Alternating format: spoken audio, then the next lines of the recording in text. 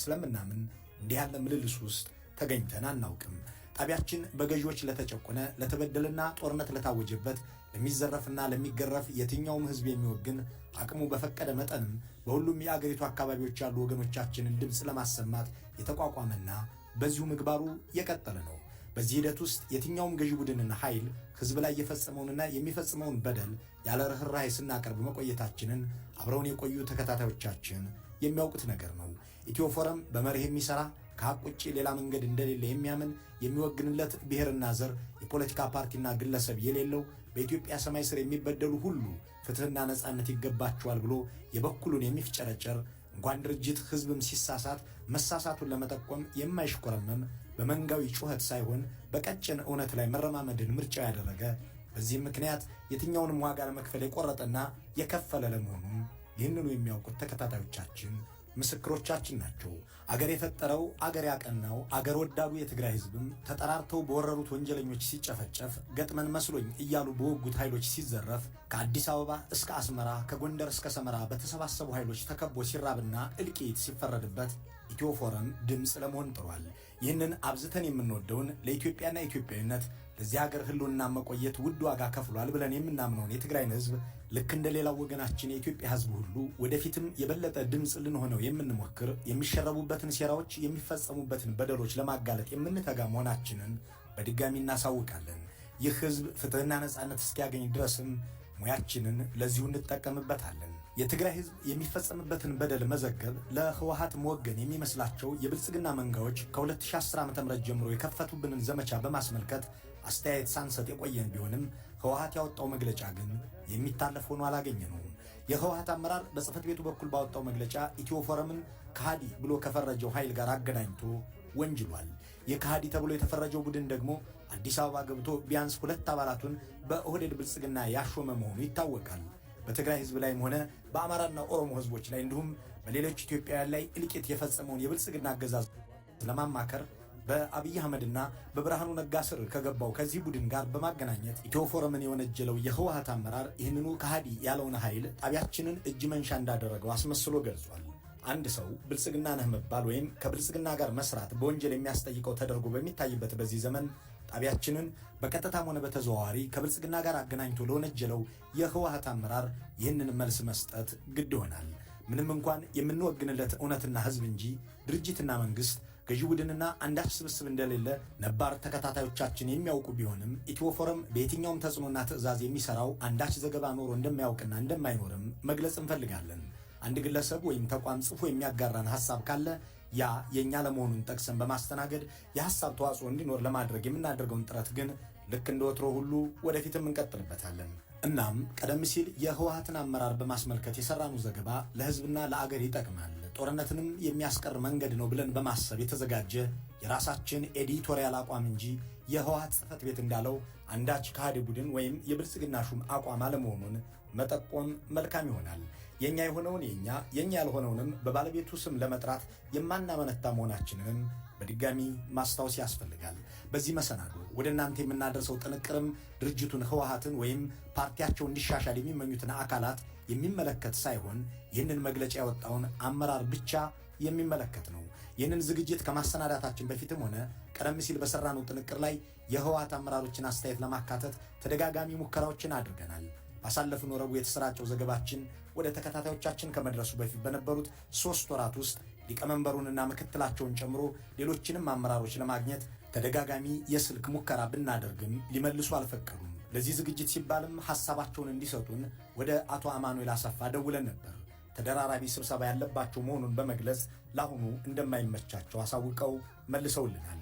አሁን ከካቢኔ ስብሰባ ወጥቼ ምሳ እየበላሁ ነው። ዳይሬክት ለአሁን 9 ተኩል ደግሞ መለሳለሁ ወደ ሌላ እንትን። አሁን ዳይሬክት ማድረግ አንችልም። ባይገርም 12 ሰዓት ራሱ ሌላ ፕሮግራም አለ። አቶ አማኑኤልም ሆኑ ሌሎች ጓዶቻቸው አስተያየት ቢሰጡ ሚዲያችን አሁንም እድሉን የሚያመቻች መሆኑን በመግለጽ ለዛሬ መግለጫው ባነሳቸው ነጥቦች ላይ ብቻ እናተኩራለን። በመግለጫው ላይ የአሁኑ የህወሓት አመራር ህዝብንና ድርጅትን ያዳነ ነው ብሏል። 1 ሚሊዮን ወገኖቻችንን በመቃብር 1 ሚሊዮኖቹን ደግሞ በተፈናቃይ ካምፕ ውስጥ ያስቀመጠ አመራር እንዴት አድርጎ ህዝብን እንዳዳነ እንጠይቀዋለን። እንኳን ከሀገር መውጣት አላማጣና ሁመራ ዛላምበሳና ኢሮብ መሄድ የማይችል አንድም አጋር በአገር ውስጥም ሆነ በዓለም ላይ ሲኖረው ያልታየ ሊቀመንበርና ፖሊት ቢሮ የትግራይን ህዝብ በእሳት እንዲከበብ አድርጎ ያስቀመጠ የህወሓት አመራር ራሱን ስትራቴጂካዊ አመራር ነኝ ሲል በመግለጫው ላይ ጠቅሷል። ስትራቴጂካዊ አይደለንም ብለው ራሳቸው የተናገሩትን እናስታውሳለን። የትግራይን ህዝብ ፖለቲካዊ አንድነት ለመመለስና በምርጫ ቦርድ ሊሰረዝ 2 ሳምንት የቀረውን ድርጅታችሁን ለማዳን ምርጫ ቦርድ የሚለውን ካልሰማ ጦርነት ከፍታለሁ የሚሉትን የአብይ አህመድን የጦርነት ድግስም ለማስቀረት የጋራ መድረክ ፍጠሩ በሚል ጣቢያችን ያቀረበውን ምክረ ሐሳብ የህወሓት አመራር ህዝባችን ድርጅት እንዳይኖረው ኢትዮ ፎረም እየሰራ ነው በሚል ወስዶታል። የህወሓት አባላትና ደጋፊዎች ሞተው ያቆሙት ቆስለው ያሰነበቱት ድርጅት በጥቂት ሰዎች ሴራና አቅም የለሽነት እየሞተ መሆኑንም በማስረጃ እንጠቁማለን። ሌሎቹንም በዝርዝር እንመለከታቸዋለን። ኢትዮ ፎረም ለትግራይ ህዝብና ለትግራይ ታጋዮች ትልቅ አክብሮት አለው። አምባገነኖችን ሲታገል የኖረ ከመጨቆን ታግሎ መሞት ይሻላል ብሎ የተፋለመ የአገራችንን አምባገነኖች ብቻ ሳይሆን የኢትዮጵያን ወራሪዎች እየመከተ የዘለቀ አገር መውደድም ምን ማለት እንደሆነ ላሳየው ለትግራይ ህዝብ በእርግጥም የማይነጥፍ አድናቆት አለን። በቅርብ ጊዜ የታወጀበትን እልቂት ለመመከት ያሳየው ጽናትና አንድነት የአብይ አህመድንና የጥፋት ወዳጆቻቸውን ጭቆና ላለመታዘዝ ያደረገው ተጋድሎና አንድነት በየቀኑ የተመዘገበለት ታሪክም የሚናገርለት ጉዳይ መሆኑም ገዳዮቹና በዳዮቹም ያውቃሉ። ህዝባቸውን ከአደጋ ለመከላከል ህይወትና አካል ለከፈሉት ለህወሓት አባላትና ደጋፊዎችም እንዲሁ አክብሮት አለን። ከዚህ አንጻር የህወሓት አመራርም አገር ጥሎ የመሄድ እድልና አማራጭ እያለው ከህዝቡ ጋር ሞቶ ለመታገል ያደረገው ጥረት የሚደነቅ ነው። በዚህ የጭካኔ ጦርነትም መስራች መሪዎቹና አሁናዊ አመራሮቹ የተገደሉበት ዋጋ ለመክፈል ያልሰሰተ ድርጅት መሆኑንም አሳይቷል። ቁም ነገሩ ለዚህ ሁሉ የዳረገው ምንድን ነው የሚለው ነው። የድሮ ህወሓት መስመርና ኃይልና ይል የነበረው የሚታወቅ መስመር ያለው በመሆኑ ስትራቴጂካዊ የሆኑና ኢትዮጵያን የአፍሪካ ታይገር ያስባሉ ትግራይን ያስከበሩ መሪዎች ኢትዮጵያንም ያስደነቁ ስለነበሩ መሆኑንና አሁን ያለው አመራር ግን ስትራቴጂካዊ ውድቀት ውስጥ ያለ መሆኑን ጣቢያችን ቀደም ሲል በሰራው ጥንቅር መግለጹ አይዘነጋም። ይህንን መዋጥም መጥፋትም ያቃተው የህወሓት ጽሕፈት ቤት መግለጫ ስትራቴጂካዊ የአመራር ውድቀት አጋጥሞናል ስንል ችግሩ ቀላልና ስልታዊ ሳይሆን መሰረታዊ መፍትሄ የሚፈልግ ስትራቴጂካዊ ችግር ማለታችን ነው። ይህንን ኢትዮ ፎረም ድርጅታችንን ለማንቋሸሽ መነሻ አድርጎታል በማለት ውድቅ አድርጎታል። አንድ ፖለቲካዊ አመራር ስትራቴጂካዊ ነው የሚባለው ራዕይ ያለው፣ የሚመጣውን ሁኔታ መተንተን የሚችል፣ አሁን ያለውን አሰላለፍ በቅጡ የሚገነዘብ፣ በትክክለኛው ሰዓት ትክክለኛውን ውሳኔ የሚያሳልፍ፣ አጀንዳውን ቅቡል ለማድረግ የሚሰራና አጋር የሚያበዛ፣ ወዳጅና ጠላትን በሚገባ የሚለይ ማለት ነው። ከዚህ ብያኔ አንጻር የአሁኑ የህወሓት አመራር ከቀድሞቹ ጋር ሲነጻጸር እጅግ ደካማው መሆኑን ግብሮቹን በማስታወስ ብቻ ማስረዳት ይቻላል። የቀደሙት አመራሮች የመሩት ህወሓት ከደደቢት ተነስቶ አዲስ አበባ የሚደርስ ከኢትዮጵያም አልፎ በዓለም ተደማጭ የሆነ አቅምና አቋም የነበረው ነው። የአሁኑ አመራር በተቃራኒው ከአዲስ አበባ ተባሮ መቀሌ ሰማዕታት ሐውልት ግቢ ውስጥ የተቀመጠ ሆኗል። በትጥቅ ትግሉ ዘመን የነበረው የህወሓት አመራር አጋር ለማፍራት ከኢትዮጵያ አልፎ ዓለምን የሚማስል ነበር። በስፔን የዓለም ሶሻሊስቶች ጉባኤ ላይ ለመሳተፍ ማድሪድ የሚጓዝ፣ ልምድ ለመቅሰም አልባኒያ ከደደቢት ተነስቶ የሚሄድ፣ ካርቱምና መቋዲሾ ጅቡቲና ናይሮቢ የሚመላለስ ነበር። የአሁኑ ግን እንኳን ወደ ውጭ ሀገር አጋር ሊፈልግ የራሱን አባላት ለማግኘትና ለማፍራት ዛላምበሳና አላማጣ፣ ሁመራና ኢሮብ መሄድ የሚችል አይደለም።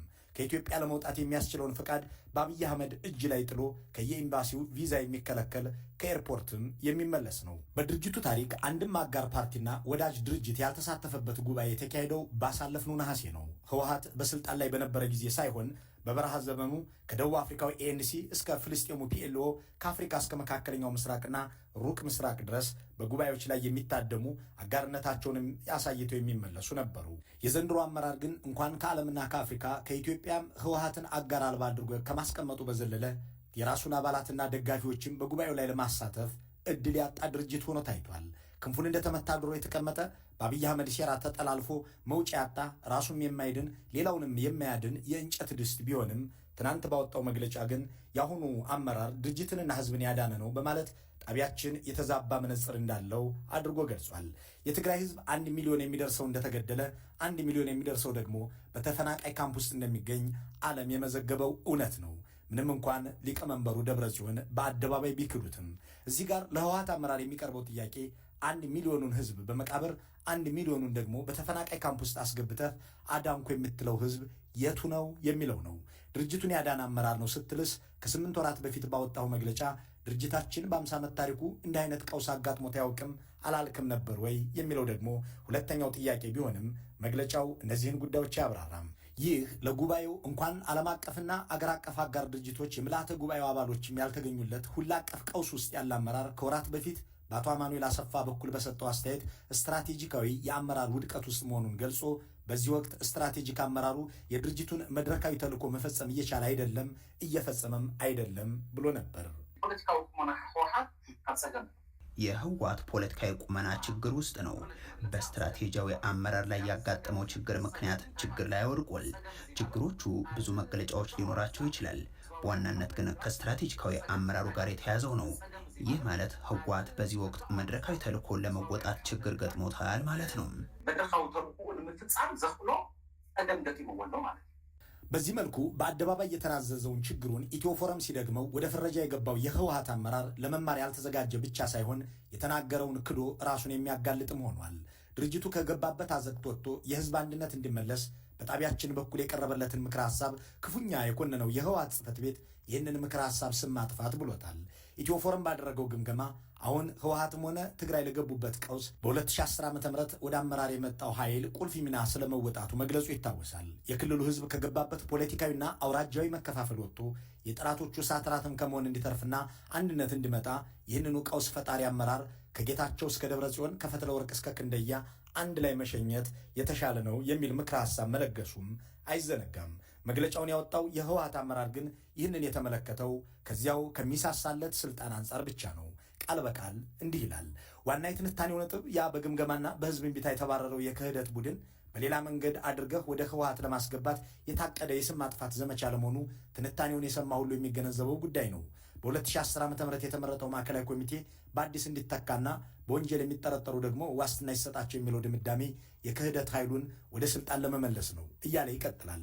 ጌታቸውና ቡድናቸው፣ ደብረጽዮንና ቡድናቸው ሁላችሁም የዚህ ቀውስ አካል ናችሁና አብራችሁ በመልቀቅ ለድርጅቱ መዳኛ ለህዝቡም የሰላም ረፍት ስጡት፣ ለአዲስ አመራርም አስረክቡት። ስልጣን የማትለቁት በወንጀል እንዳትጠየቁ ፈርታችሁ ከሆነም ዋስትና የሚሰጥበት መንገድ ይፈጠር ማለት የክህደት ኃይልን ወደ ስልጣን መመለስ የሚሆነው እንዴት እንደሆነ የማይገልጸው የህወሓት አመራር መግለጫ ግን እኔን መንካት፣ ድርጅትን ማፍረስ፣ እኔን መተቸት ህዝብን መሪ ማሳጣት ነው ብሎ እንደሚያምንም አስቀምጧል።